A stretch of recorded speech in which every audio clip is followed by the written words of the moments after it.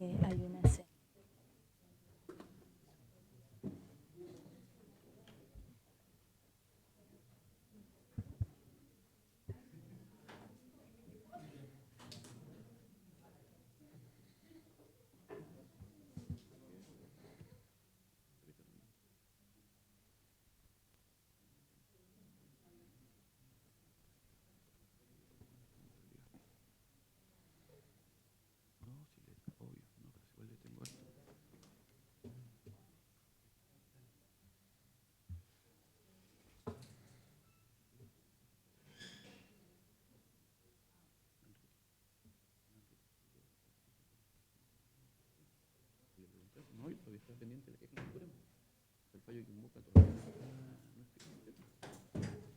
Ayer lo dijo Enrique, lo voy a anotar, bueno, ayer lo dijo Enrique en un periódico.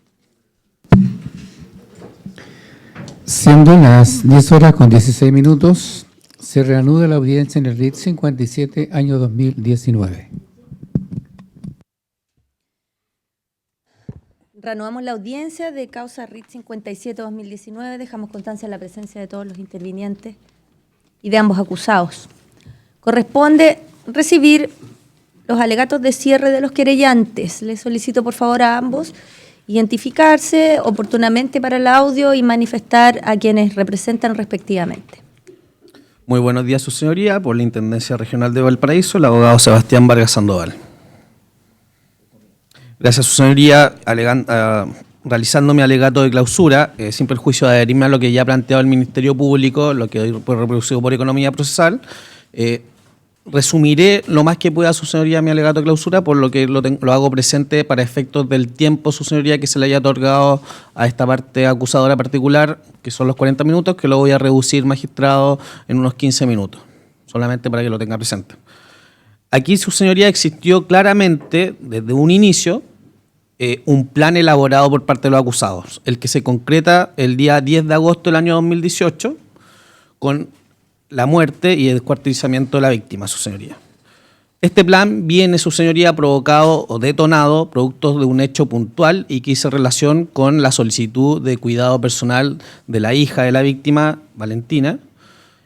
Sumado a esto, su señoría, con el abandono del hogar que tuvo que realizar la acusada, Joana, y la imposibilidad, su señoría, de poder solicitar una declaración de bien familiar de la casa en la que vivía la señora Joana con la víctima en su oportunidad.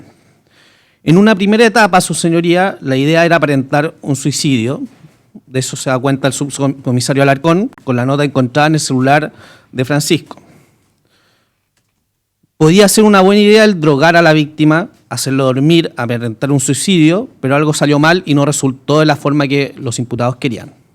El plan fue realizado minuciosamente, casi como un guión, en donde Joana y Francisco tenían claridad absoluta de cuál era su papel en la obra y cómo lo llevaron a cabo. Posteriormente, a cometer el hecho, y ya con Nivaldo fallecido, sin poder seguir con la farsa, su señoría, de este suicidio supuesto, era necesario hacerlo desaparecer. Y para ello se realizan actos con el objeto de causar un engaño o desvirtuar el crimen cometido por parte de los acusados. En un primer momento, Francisco, con el objeto de llevar a cabo este engaño, se coloca la chaqueta de Nivaldo, se la sube a una altura de su cara donde no se logra apreciar su boca y posteriormente, mientras Joana lo espera en el auto, entra un cajero automático sin sus anteojos, que como él mismo declaró ante la consulta de esta intendencia, lo necesita de manera constante, procede a sacar dinero desde la cuenta de Nivaldo, con las claves proporcionadas por parte de Joana, simulando ser Nivaldo. Todo esto, su señoría, era parte del plan producto a que no funcionó el plan original. Nivaldo había desaparecido, por lo tanto había que desaparecer su cuerpo. Y es aquí donde empieza la parte más macabra de este crimen y lo que finalmente hace que tenga los ribetes que vemos el día de hoy. Desaparecer un cuerpo, su señoría, no es una tarea fácil, sobre todo si se trata de una persona adulta. Por lo tanto, la opción tomada por los acusados fue el desmembrar a la víctima, entendiendo como esta la forma más idónea en la que pensaron los acusados Francisco y Joana para poder hacer desaparecer el cuerpo de la víctima, su señoría.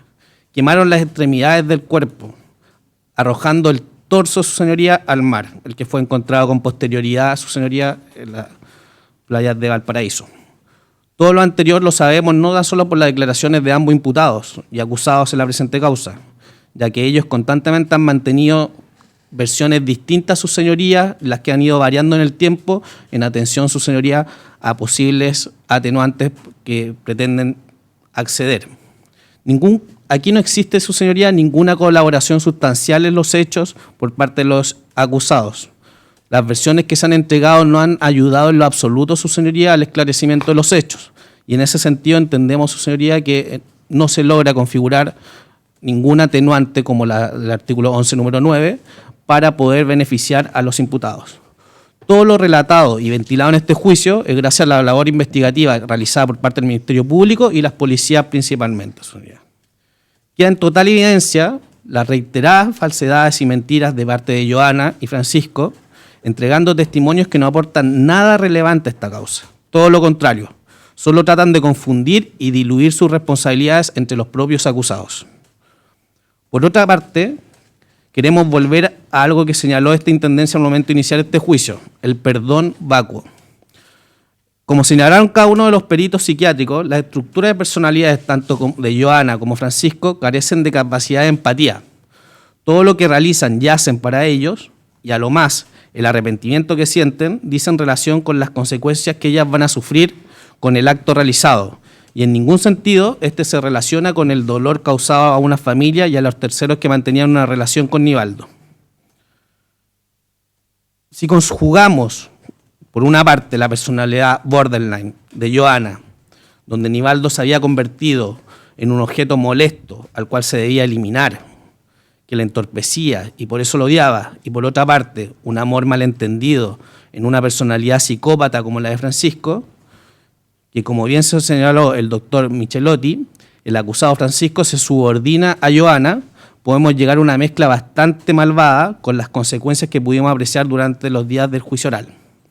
En ese entendido, su señoría, solicitamos y creemos que se ha acreditado más allá de toda duda razonable los delitos por los cuales se han acusado a los acusados, valga la redundancia, y por los cuales esta parte se ha adherido en su oportunidad, solicitando que se apliquen las penas, su señoría, sin ningún tipo de atenuante y con expresa condenación en contra, su señoría.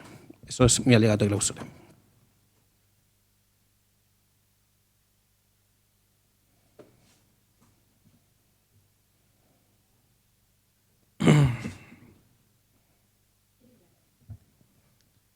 Señoría, esta parte en representación de don Edson Villegas, hermano de la víctima, y don Alejandro Villegas, hijo de la víctima, el abogado Patricio Olivares Rodríguez.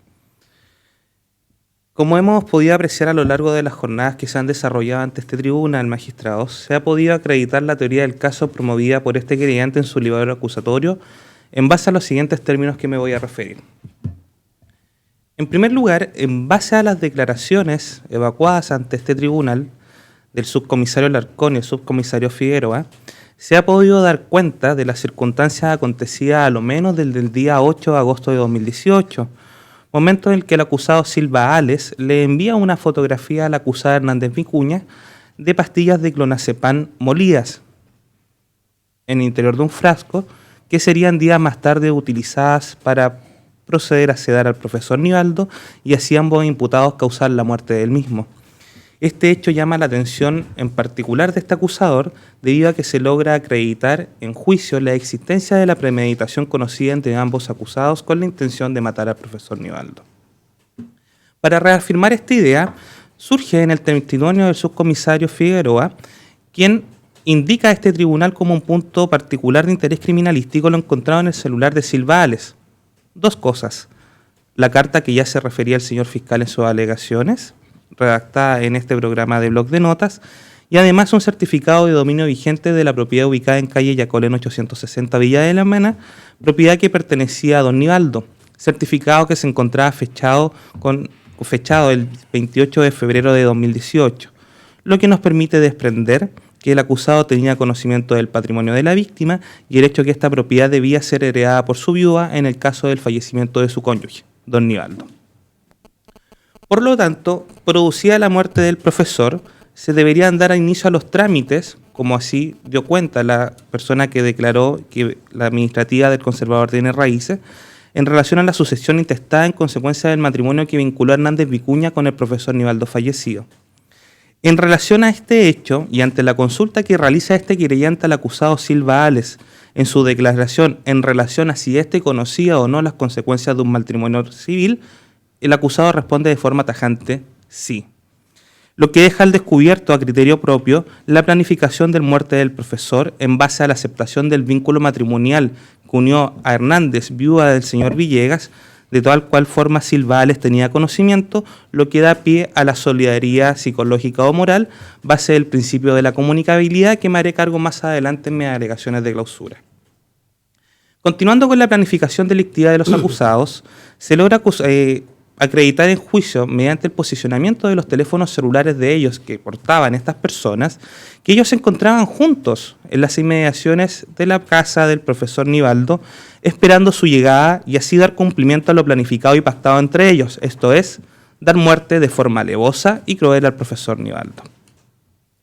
En cuanto al suministro del clonazepam que me referí instantes anteriormente, se le suministra a la víctima diluido en un brebaje, tal como lo ha señalado el señor fiscal, y esto se logró acreditar en base a la declaración del personal de servicio médico legal en voz del señor Gutenberg y el médico forense Fernando Rodríguez, quienes nos indican que encuentran en los peritajes restos de clonazepam en el cuerpo del profesor Nivaldo.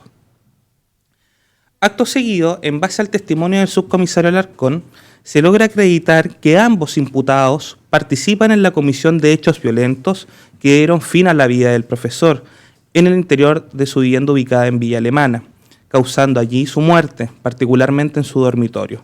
Hecho que queda de manifiesto por las fotografías captadas por el teléfono celular de la acusada, según contas en las declaraciones del subcomisario Alarcón y Figueroa. Imágenes en donde se ve al profesor Nivaldo sedado e impedido de oponer resistencia a ataques de terceras personas. Así que este hecho se puede verificar en base además a las pericias realizadas al colchón de la habitación de la víctima, en donde se logró encontrar sangre de él. Una vez producida la muerte del profesor Nivaldo en la forma descrita por el médico forense señor Fernando Rodríguez, esto es producto de una herida de arma blanca en el costado izquierdo del torso de la víctima, acto seguido los acusados, no contentos con esto, inician un circuito que va desde la comuna de Villa Alemana hacia la comuna de Valparaíso, en particular la playa de Las Docas, realizando una serie de actos como girar dinero con la tarjeta del profesor ya fallecido, hecho que ejecuta el señor Silva Ales aquí presente, con la clave suministrada por la acusada Hernández Vicuña, todo esto según se logra acreditar por las declaraciones de los subcomisarios que ya he individualizado. Terminando su viaje los acusados, el que concluyó en el sector de la playa de Las Docas, y estos con el fin de ocultar las evidencias del delito cometido y hacer desaparecer los restos del profesor Nivaldo, proceden a realizar una fogata y quemar la totalidad de las evidencias generadas por el delito, hecho que quedó de manifiesto por la declaración de los pescadores don Ezequiel Farías y don Juan Pablo Herrera, quienes llegaron al lugar y quienes pudieron apreciar que el acusado Silva Ales alimentaba un fuego de grandes proporciones, 3-4 metros, de un radio de 2 metros aproximadamente, quemando toda clase de materiales y ropa de cama, y como lo señaló el Ministerio Público, utilizando acelerantes hidrocarburos.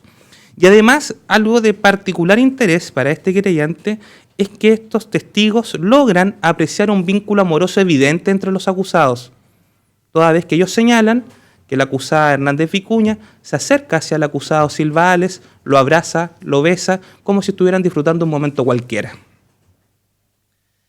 Estas acciones llevadas a cabo por los acusados de forma premeditada, alevosa, dejan de manifiesto el nulo respeto que ellos tuvieron por la vida del profesor Nivaldo, que pone fin a la vida de este y conculca su derecho a la vida.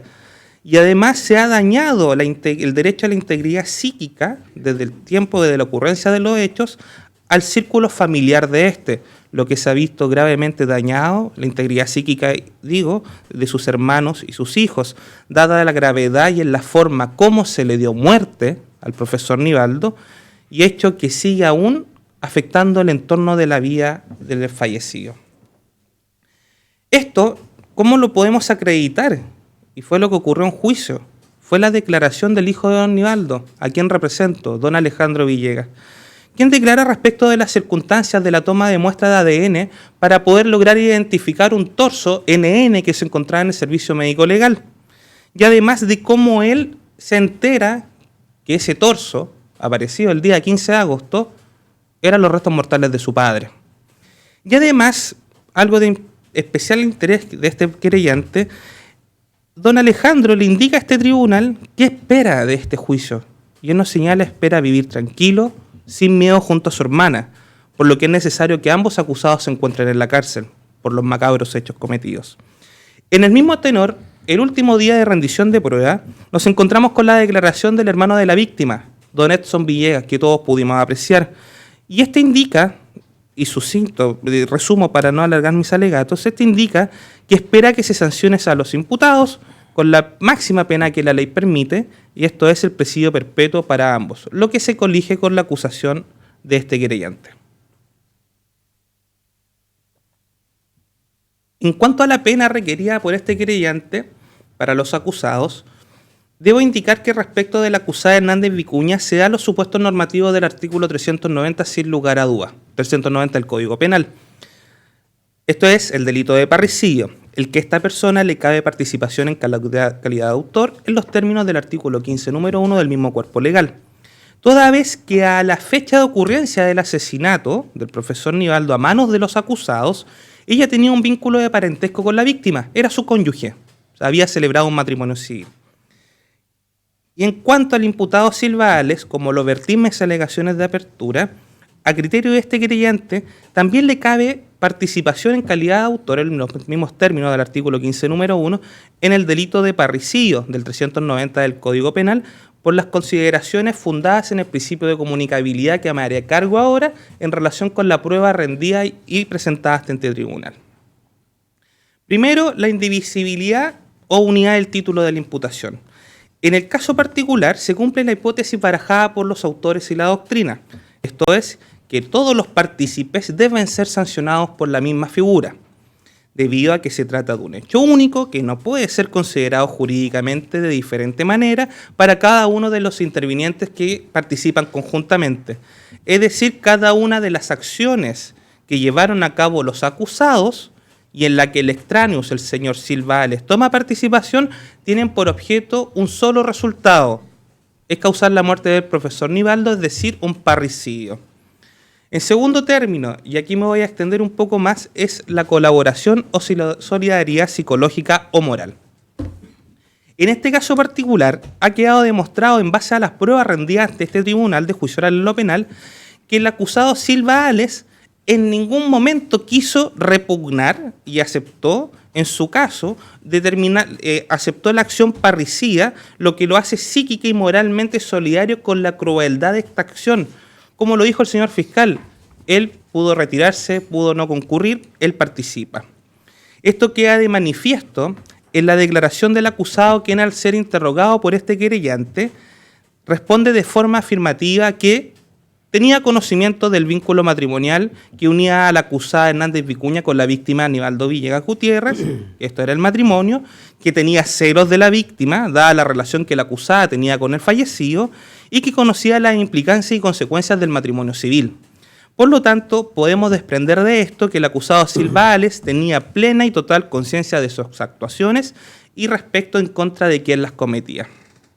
Así, por ejemplo, en este caso particular, el acusado Silva Ales, en su calidad de extraneus, participa en el hecho delictivo que consiste en dar muerte al profesor Nivaldo.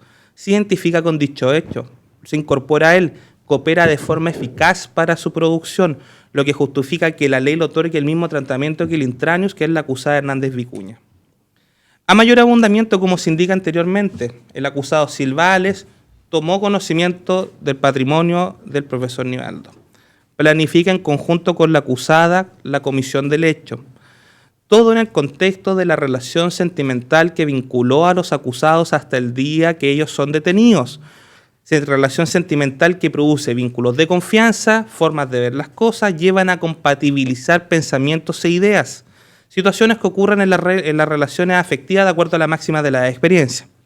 Por cuanto el extraneus es moral y psicológicamente solidario con la actuación de la acusada Hernández Vicuña. Esto que les he señalado, señores magistrados, toma fuerza en base a la declaración de los médicos psiquiatras, doctor Dressner y doctor Michelotti, quienes señalan que los acusados, pese a tener rasgos de personalidades distintos, ella ser una persona neurótica, borderline, y el Silvales tener rasgos psicopáticos, ellos, al actuar de forma conjunta, pueden planificar dar muerte a una persona, lo que en el caso particular se tradujo en la planificación, colaboración y solidaridad psicológica al momento de ejecutar y hacer desaparecer las evidencias del parricidio de Nivaldo.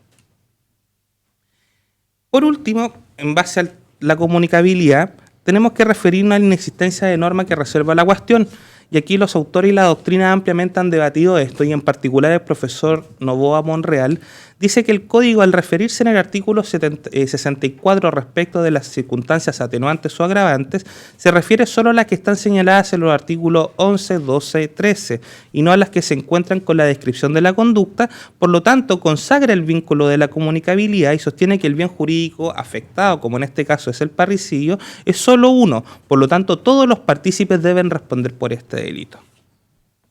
Por lo tanto, en base a la postura de este querellante, existen doctrinas, jurisprudencia de nuestra excelentísima Corte Suprema que mencioné en mis alegaciones de apertura, que facultaría a este tribunal a sancionar al señor Silvales por el mayor disvalor de su conducta por el delito de parricidio. En base a este precedente jurisprudencial, no existiría infracción a norma alguna de igual o superior rango a la que debemos aplicar. Así las cosas, y en vinculación con todo lo antes vertido ante ustedes, debo referirme a la declaración de los acusados en juicios que vimos las dos primeras jornadas. Declaraciones que no contribuyeron a aclarar elementos importantes de la dinámica de los hechos, atribuyéndose a los acusados circunstancias distintas de participación a las que fueron acreditadas fielmente por los persecutores, y todo esto con el fin evidente de obtener como recompensa una rebaja de la pena. Existieron importantes contradicciones, discrepancias, situaciones falsas, o sea, los acusados mintieron entre ellos. Y además estas discrepancias y disconcordancias también aparecen de relieve en relación a la declaración de los demás testigos que estuvieron acá en este tribunal. A mayor abundamiento, los acusados en las diversas declaraciones que ellos prestaron durante el proceso investigativo los días 17 y 22 de agosto, y en particular a la declaración que prestan ante este tribunal, no logran acreditar, no logran aportar antecedentes relevantes y fidedignos para el esclarecimiento de los hechos, ya que esta actividad fue desarrollada exclusivamente por los acusadores en base a diligencias de investigación que permitieron esclarecer los hechos que rodearon la muerte del profesor Nivaldo. Por tanto, magistrados, a forma de conclusión, a criterio de esta parte, existen las circunstancias agravantes del artículo 12, número 1 y número 5, se han podido acreditar en el transcurso del juicio. Además, en cuanto al principio de la comunicabilidad, 12, 1 y 5, las que están en el nivel acusatorio. Y además, en base a la teoría de la comunicabilidad, puede existir discusión, puede existir discrepancia. Los autores tienen distintas opiniones, el profesor Novoa Monreal es claro. Opinión de este querellante: delitos de la magnitud que hemos conocido ante este tribunal no ocurren todos los días. Por lo tanto, el legislador no ha podido prever situaciones como la que nosotros hemos tomado conocimiento. Por lo tanto, la discusión doctrinaria es amplia.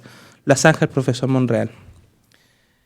En cuanto a esto, se solicita a este tribunal que los acusados sean condenados a la pena que en derecho corresponde en forma justa, apegada a los preceptos y a los principios invocados por este acusador particular. Esto es, que ambos sean condenados a presidio perpetuo calificado. Eso por cuanto a mis alegaciones de clausura.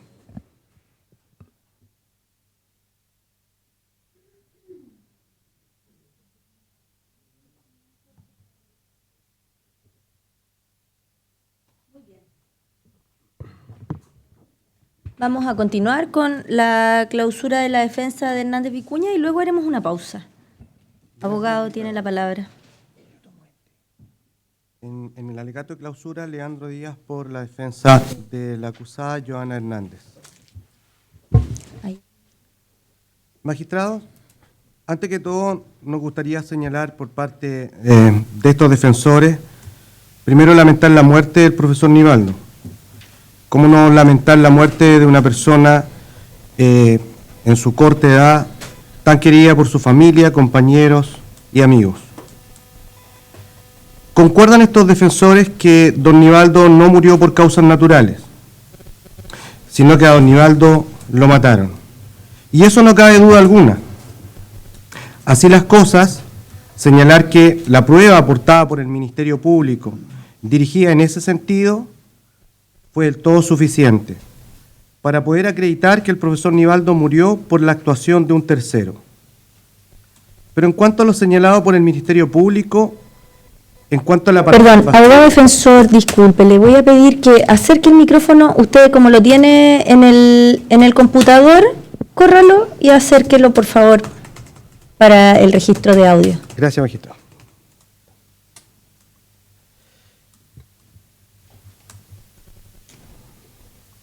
En cuanto a lo señalado por el Ministerio Público, sí, en relación a la participación de nuestra representada, no lo compartimos.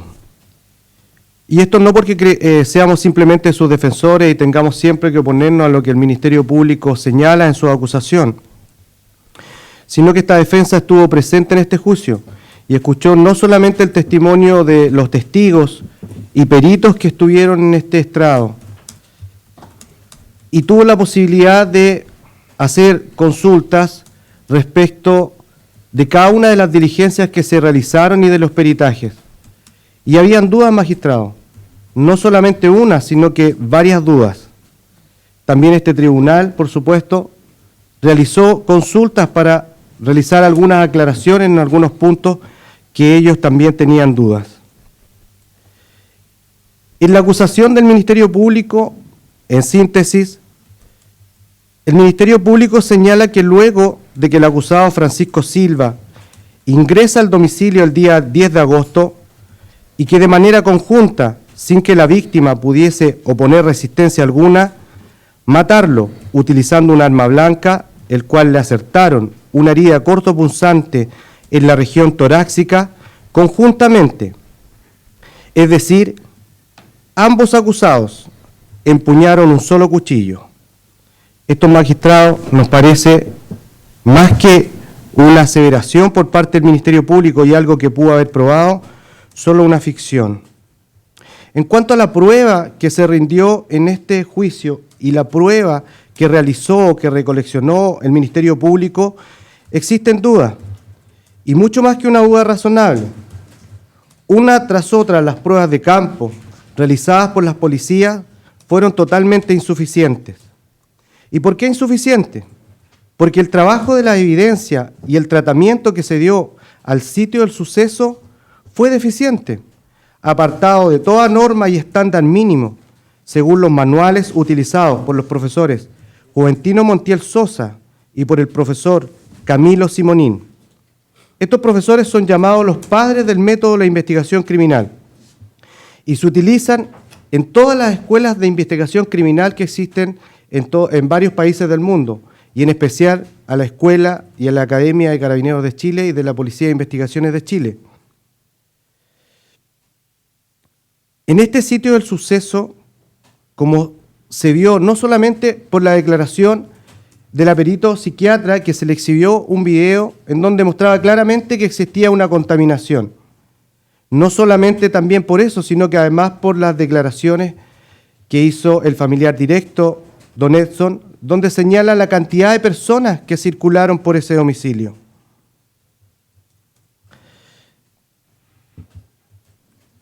Magistrado, existió un sitio del suceso no solo contaminado, sino que existieron varios sitios del suceso y no fue aclarado por el funcionario policial. Él señala que este es un sitio del suceso cerrado, errado por los métodos de investigación criminal de los profesores y autores que ya he señalado, pues señalan que el sitio del suceso cerrado es solo el lugar donde ocurre un hecho, pero aquel sitio del suceso mixto es aquel sitio donde además existen rasgos, evidencias que pueden servir para el interés criminalístico. Y eso acá ocurrió, pero tampoco se realizó. Y eso confunde a este tribunal, y no solamente confunde a las personas que no conocemos el área de investigación criminal, ya que los testigos y peritos son ellos llamados a ilustrar el tribunal de esta ciencia, arte o oficio y de todas las investigaciones que ellos realizaron. Considerando en esta investigación en particular una sola hipótesis, no 3 o 4, como el método científico de investigación criminal lo solicita. Y de ahí muchos errores, el no realizar cada una de las investigaciones que se tenían que realizar. No se recogieron evidencias encontradas en los distintos lugares, tantas evidencias de interés criminalístico que no fueron analizadas. Esto claramente no ocurrió, no se recogieron tales evidencias. Primeramente, es una falta de seriedad total no realizar pericias completas en el domicilio Yacolén 860. Para esta defensa es iluso pensar que en ese domicilio solamente se encontraron evidencias en el segundo piso, por las manchas sanguíneas mostradas en el colchón de la cama de la víctima. Si se realizara un peritaje con el elemento químico llamado luminol,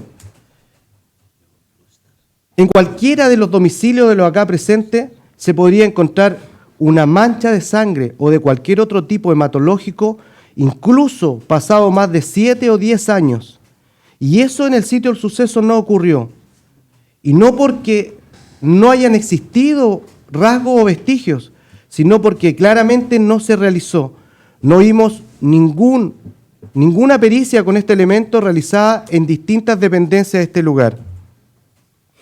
Asimismo, el Poder Judicial de Costa Rica emitió un informe que lo publicó y señaló este elemento, el luminol, y señaló como experiencia que más del 90% de todos los casos que han tenido el Poder Judicial han sido descubiertos por este elemento, incluso casos tan graves que han pasado más de 15 años.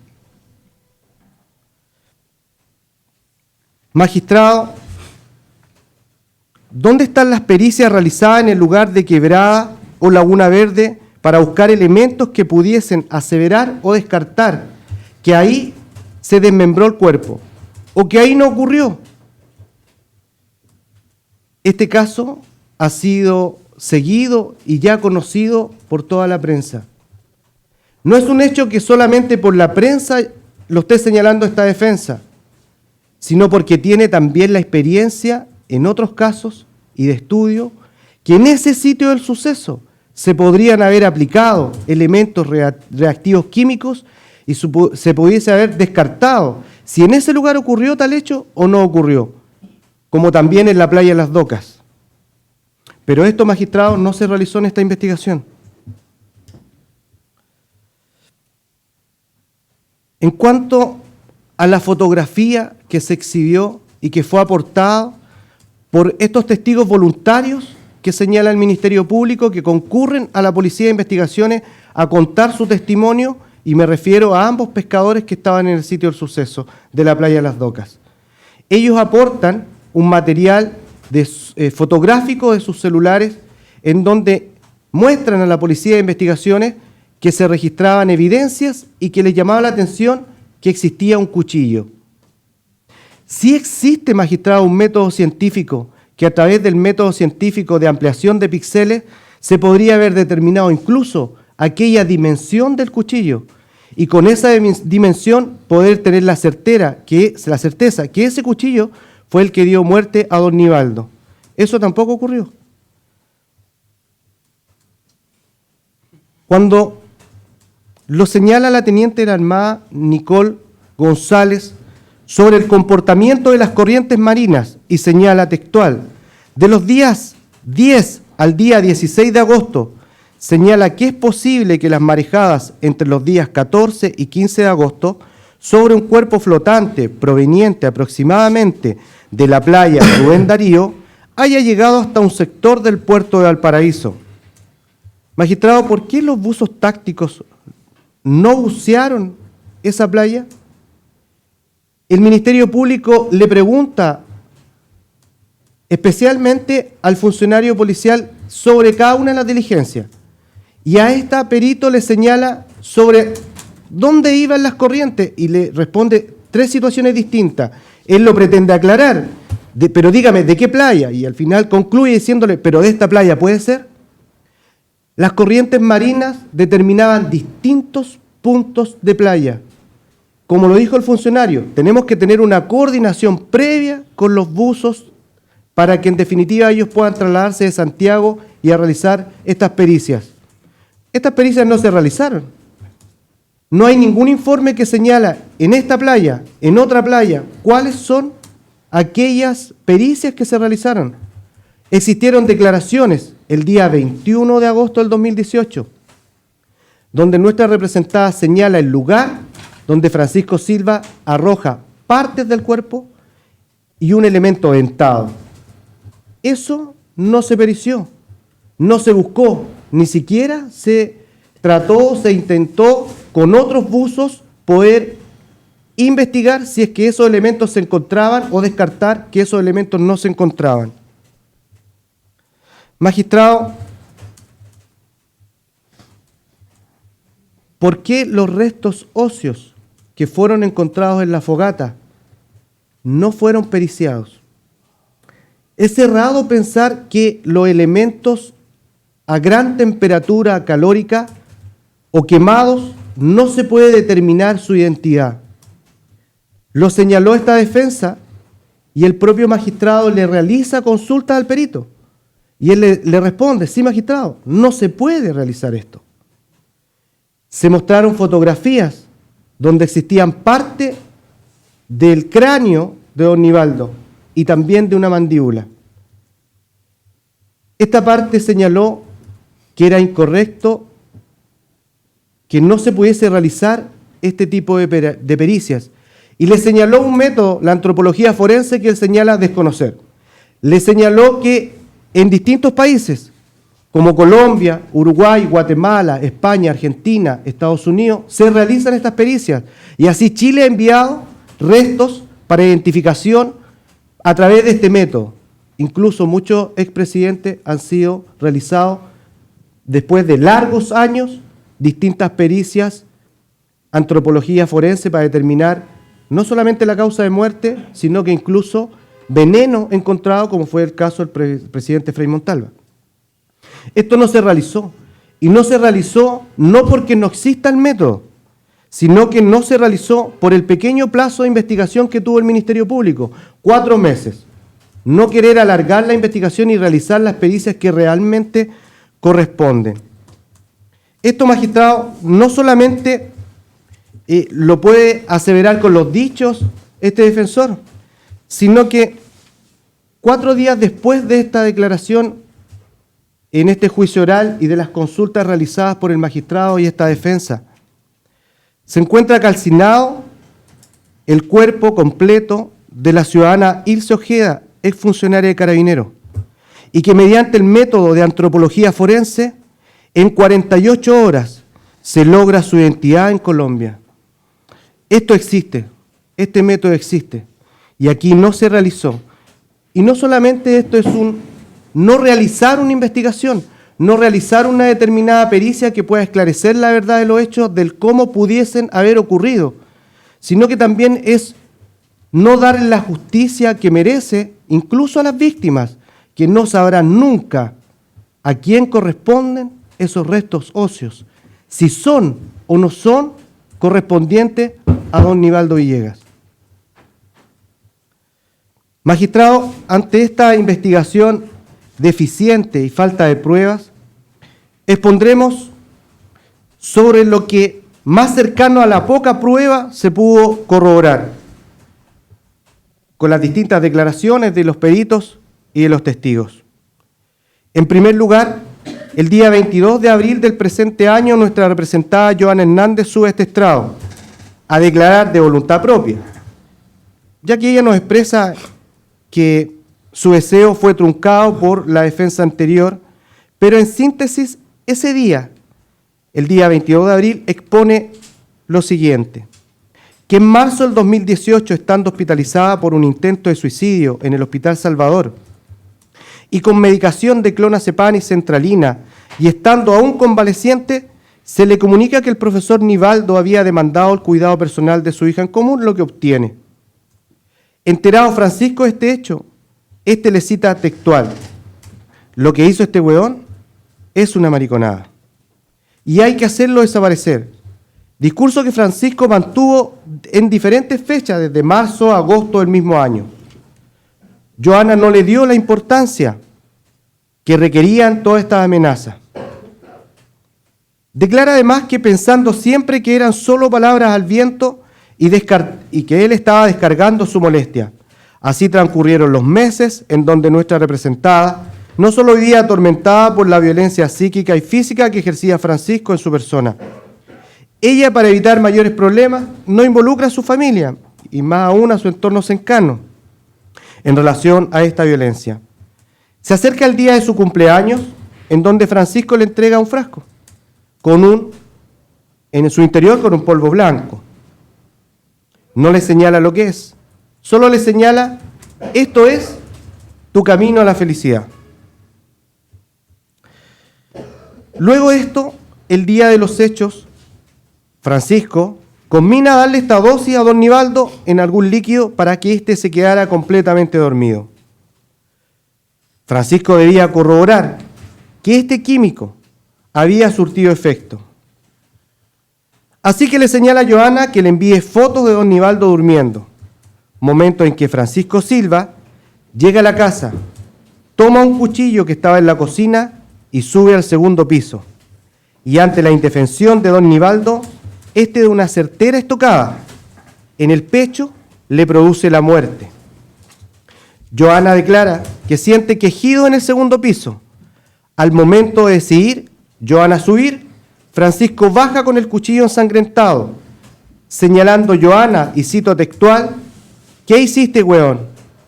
Responde Francisco: este weón despertó y le tuve que cortar el cogote.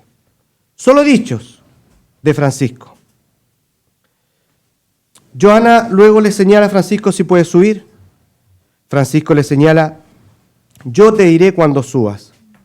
Lo cierto es que cuando Joana sube al segundo piso, el cuerpo está cubierto completamente con ropas de cama. Lo suben al auto conjuntamente y se dirigen a algún sector de Laguna Verde, en donde Francisco detiene el auto, luego se amarra una cuerda a la cintura y la otra a la parte del tren trasero del vehículo marca Chevrolet Sail, color azul metálico, que baja el cuerpo con la quebrada arrastrándolo y que luego de unos 30 minutos sube con unas bolsas que la ingresa a la maleta de dicho vehículo, que luego se dirigen hasta la playa Las Docas, donde Francisco realiza una tremenda fogata y le señala a Joana: tienes bebida y cigarros, y si tienes frío, enciende la calefacción. Y comienza a quemar elementos y varias bolsas. Esto es parte de la declaración no solo del estrado, sino que del día 22 de agosto del 2018. Esta defensa está segura, magistrado, que son evidencias del crimen la que, en definitiva, Francisco está quemando en esa fogata. Esto, señoría, guarda relación con lo siguiente. La declaración de don Fernando Rodríguez, quien señala la forma en que se dio muerte a don Nivaldo, los elementos que se encontraron en su organismo y los restos de alimentos que se encontraron en su organismo. Una estocada le da muerte a don Nivaldo. Concordante, obviamente, con lo que señala nuestra representada el día de su declaración en la Policía de Investigaciones, que, como ella señala, fue recordada en un traslado de un vehículo hacia la unidad policial y luego, en dependencias de ella, de esta unidad, se continúa con esta declaración. Declara el subcomisario Gabriel Alarcón, señala que la muerte fue en el segundo piso, en su cama, con un elemento corto punzante y de una estocada. Señala que el cuerpo no fue desmembrado en el domicilio de la víctima. Señala además que la ingesta de medicamento clonazepam fue suministrada por malta con huevo y que consumieron alimentos. A su consulta señala que estos dichos fueron ratificados por Joana. Y también situaciones concordantes con la declaración de Joana Hernández el día 21 de agosto del 2018 y también acá en estrado. Señala además que se dirige hasta Laguna Verde y luego hasta la playa Las Docas, donde todos estos hechos son absolutamente concordantes con lo señalado por nuestra representada. Se demostró y se expuso un peritaje con una línea de tiempo bastante extensa por dicho funcionario policial, quien expone cada una de las antenas donde podía situar a cada uno de los acusados. Cuestión que eso en la realidad, magistrado, no puede ocurrir científicamente. Nadie puede aseverar con esa metodología la distancia que puede tener una persona u otra persona. Si hoy día colocamos nuestros teléfonos encendidos y nos comunicamos, solamente esta pericia va a establecer que nos encontramos en Viña del Mar. No va a señalar que nos encontramos al interior de esta sala. Por lo tanto, esa prueba es totalmente insuficiente y requiere de otras. Y esas otras también son parte de las declaraciones que realiza nuestra representada.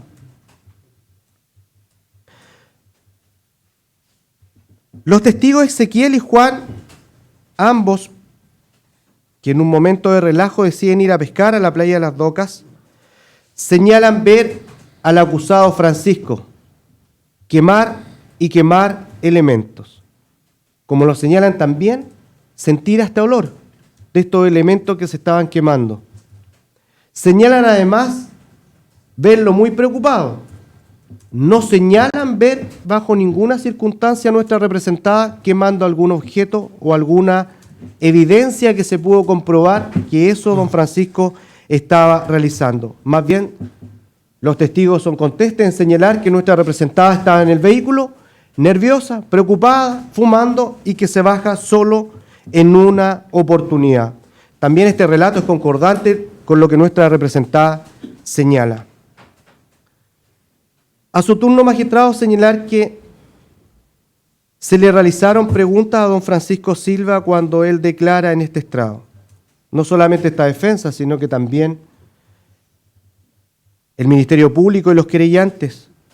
A su turno señala que sus dos declaraciones, en la primera omitió algunas cosas y en la segunda claramente mintió. Pero se le pide que aclare en relación a las declaraciones de los peritos psiquiátricos y las declaraciones de la PDI por parte de esta defensa. Porque en esas declaraciones, magistrado, él expone latamente los hechos ocurridos. Señala que también mintió.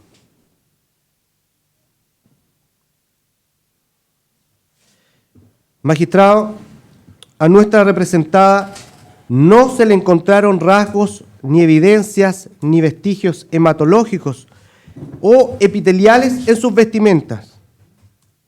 Y esto lo dice el Ministerio Público cuando le consulta también nuevamente al funcionario policial sobre una mancha que dio con luminol, pero en realidad, magistrado, no se encontró ninguna prueba ni evidencia hematológica ni epitelial en sus vestimentas. Sí, en cambio, se encontró en las vestimentas del acusado Francisco Silva.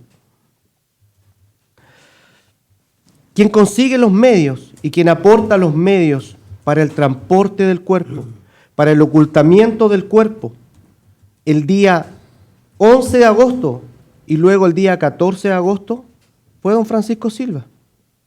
Quedó claramente demostrado en este tribunal. Nadie se refiere al hecho de ocultar el cuerpo, al hecho del descuartizamiento, ni al hecho de los elementos, ni al hecho de ocultar las evidencias, ni quemar la evidencia por parte de nuestra representada. En cuanto a la participación de nuestra representada, esta defensa sostiene que con la prueba de cargo indiciaria, además escasa, pero esta defensa nos está diciendo que toda la prueba indiciaria no pueda servir para dictar una sentencia, sino que esta prueba indiciaria, la que se expuso en esta audiencia, no es suficiente. Y deja muchas dudas razonables para exculpar. Que el estándar de la prueba, como ya lo aventuró esta defensa en su alegato de apertura, era totalmente abundante en cantidad, pero no en calidad. Que la misma razón el Ministerio Público, entre testigos y peritos, ofreció 48 personas que prestarían declaraciones y fundamentarían sus pruebas, cuestión que liberó de no declarar en este estrado a más del 70% de sus testigos. Así las cosas, magistrado, nada se pudo probar en este juicio con la prueba escasa, viciada y contaminada y no realizada sobre la participación de nuestra representada, y mucho menos sobre la intención de matar de nuestra representada, existiendo los métodos científicos y los elementos probatorios en Chile, no realizados. Más aún quedó acreditado que quien mintió en todo momento con resultados gananciales fue don Francisco Silva, que la lógica y ciencia ha demostrado en este juicio que la intención de ocultar las pruebas, las evidencias, fue de toda lógica por parte del otro acusado, y por consiguiente, quien dio muerte al profesor Nivaldo Villegas fue don Francisco Silva. Magistrado, con relación al dolo de matar, considerando la imposibilidad de acceder y explicar en forma irrebatible el proceso de la conciencia humana para desentrañar la intencionalidad, y salvo que el propio Schor lo reconozca, este debe inferir de una pluralidad de antecedentes objetivos que permitan dilucidar este elemento subjetivo.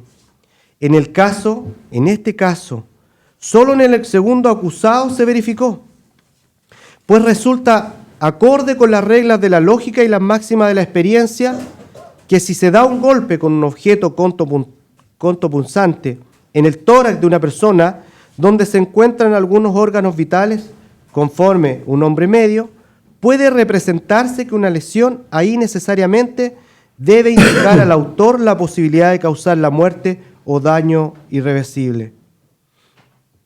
Magistrado, el profesor Curi indica que son coautores quienes se han dividido la realización del hecho en términos tales que dispone del condominio, cuya consumación deciden en conjunto, porque su contribución es funcional a la ejecución total. A continuación, el profesor indica que desde el punto de vista subjetivo, la coautoría requiere un acuerdo de voluntades y desde el objetivo, la recién mencionada prestación de una contribución que sea funcional a la realización del hecho en común. Del mismo modo, respecto del acuerdo de voluntades, señala el profesor y destaca, solo hay coautoría si los distintos intervinientes obran con una voluntad común. Por esta razón, la coautoría llega solo hasta donde alcanza la voluntad compartida, de suerte que el exceso consciente de uno de ellos no agrava a los restantes. Derecho Penal, parte general, páginas 610 y 611. Magistrado, esta defensa se va a hacer cargo de las agravantes que el Ministerio Público señala. En cuanto a las agravantes del artículo 12, número 1 y 5 del Código Penal, primero, cometer el delito contra las personas con alevosía. Y las hay cuando también se obra a traición o sobreseguro. Esta agravante, magistrado, no concurre toda vez que está inserta en el tipo penal, también según lo señalado en el artículo 63 del mismo cuerpo, y además vulnera el principio non bis in idem. Y en cuanto a la confianza, esta se funda en una relación personal existente entre el autor y el ofendido. Señala que quienes deben estar ligados por los lazos de parentesco, llámese matrimonio o convivencia, de allí que se aumenta el reproche moral y jurídico, en virtud del atentado contra la propia sangre o por lazos de supuesta confianza derivada en el matrimonio o la convivencia. Esto se encuentra en la lección del Derecho Penal, parte especial, segunda parte de la editorial Jurídica de Chile, de los profesores Politov, Mato y Ramírez, en la página 72 y siguiente. En ese sentido, tales agravantes que esgrime el Ministerio Público vulneran el principio non bis in idem, están insertas en el delito que el Ministerio Público ha tratado de señalar. Y por último, en cuanto al uso fraudulento de tarjetas de crédito, de débito, esta no pudo ser acreditada con la prueba rendida por el Ministerio Público, más bien solo muestra la participación real y fílmica del acusado Francisco Silva. En cuanto al fundamento principal y en lo que ha dado énfasis tanto los querellantes como el Ministerio Público en relación a si nuestra representada ha colaborado o no ha colaborado con esta investigación. Esta investigación duró 4 meses, no duró más. Nuestra representada el día de su detención declaró frente a funcionarios de la PDI que su declaración ese día es concordante con la escasa prueba que se rinde en este proceso, que luego declara en este juicio que es la oportunidad procesal correspondiente en donde debe acreditarse no solo si concurre dicha atenuante, sino que colaboró sustancialmente. Y eso sustancial se debe a la falta de pericias y a la falta de seriedad que se realizaron en distintos peritajes. Por lo tanto, se requiere de aquella declaración para dar por verificados ciertos hechos que ocurrieron que científicamente no pudieron probar en esta audiencia. Por lo tanto, magistrado, a juicio de esta defensa sí concurren las circunstancias atenuantes del artículo 11, número 9, y también la circunstancia atenuante del artículo 11, número 6, ya que es objetiva, no cuenta con antecedentes prontuariales. En relación a la acusación materia de este juicio, el Ministerio Público, con las pruebas vertidas en esta audiencia, no pudo acreditar, no solo más allá de toda duda razonable, de una duda, sino que de más de una duda, que nuestra representada participara directamente en la muerte de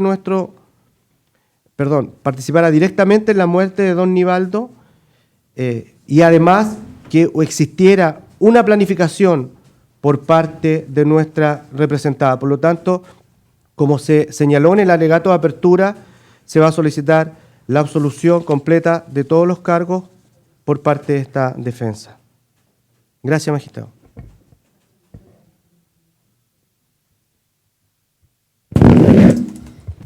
Muy bien. Ha concluido entonces la defensa de la acusada Hernández Vicuña. El tribunal decreta un receso de 15 minutos, luego de los cuales recibiremos el último alegato de clausura correspondiente a la defensa del acusado Silva Ales.